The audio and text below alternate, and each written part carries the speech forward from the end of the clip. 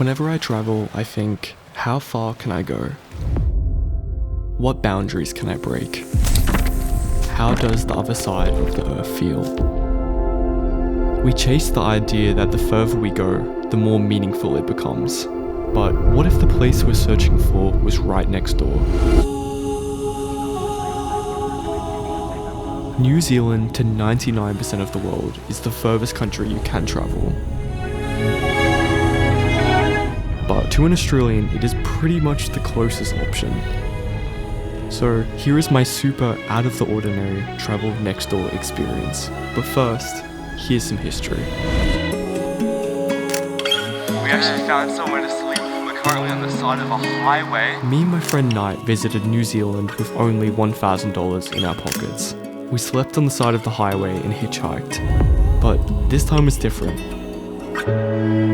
I was travelling with my family and we had an opportunity to experience the other side of New Zealand that did not involve sleeping in a ditch.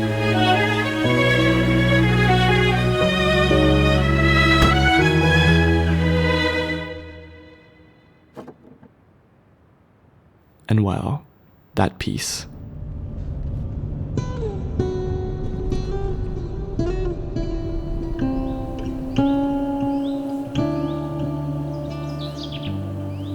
I've realised travel isn't always about where you go.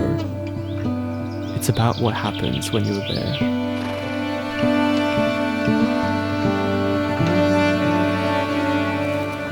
A short flight took me from tropical Australia to riding horseback beneath giant alpine peaks.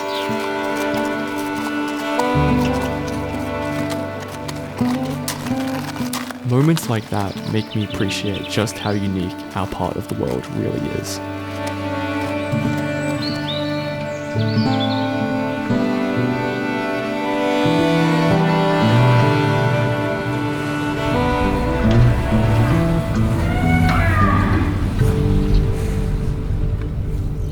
Oceania is one of the most isolated parts of the world.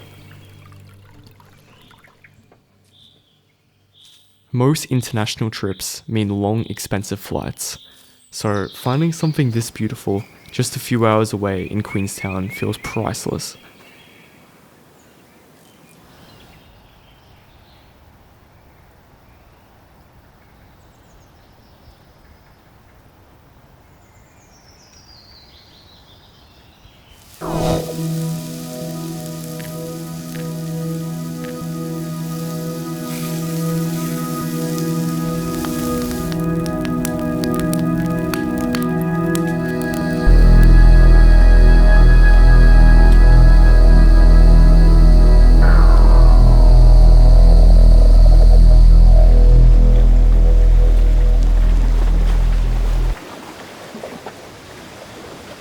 I think what I really love about New Zealand is it's one of the places in the world where you get that full snowy mountain alpine feeling with that space. You know, there's really nothing going on here.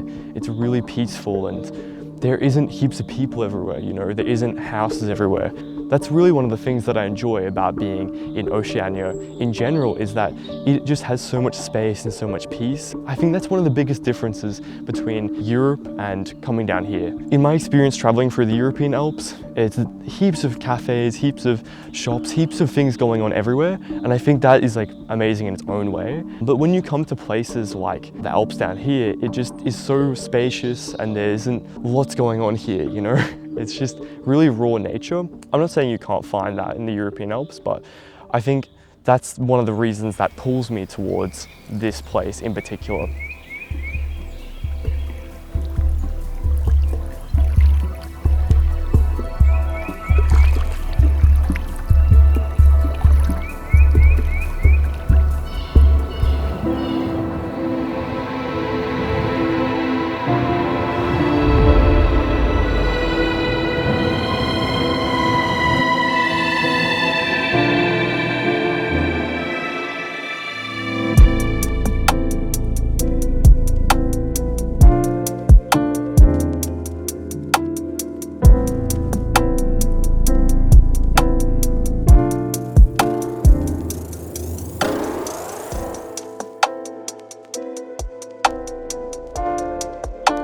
One thing I've really loved about Queenstown ever since I first arrived here is how all of these people from all across the world, from different continents like Europe, North America, Latin America, Asia, so many parts of the world, so many regions, all come to a really small, isolated place on the bottom corner of the earth.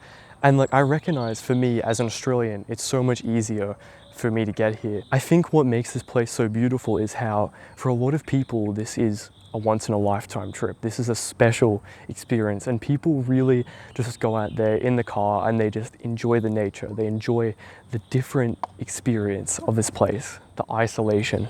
Also, something else amazing I found in New Zealand is the yucca yucca palm is actually here. This plant right here. It is so strange seeing so many tropical plants in the Alps, like in the mountains here. It is just such a strange feeling because this is all over where I live, this exact plant. And I live in a tropical climate, so I find that so cool.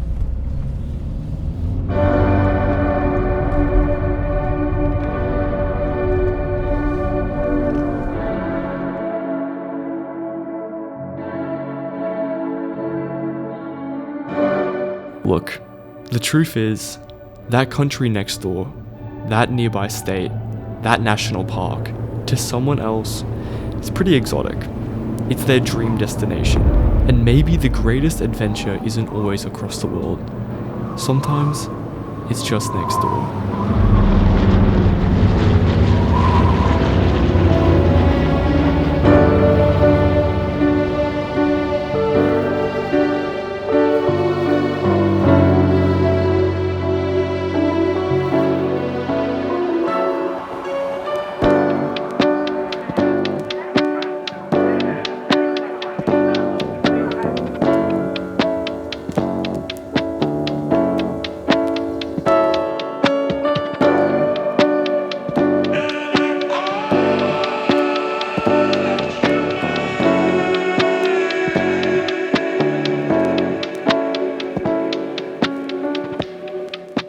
For me, I always dreamed of interrailing Europe, backpacking North Africa, or exploring ancient Egyptian temples.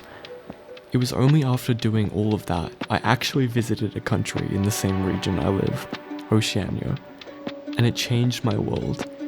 It made me realize how much I'd been missing out on just next door. So I encourage you to take a second look at what is already around you.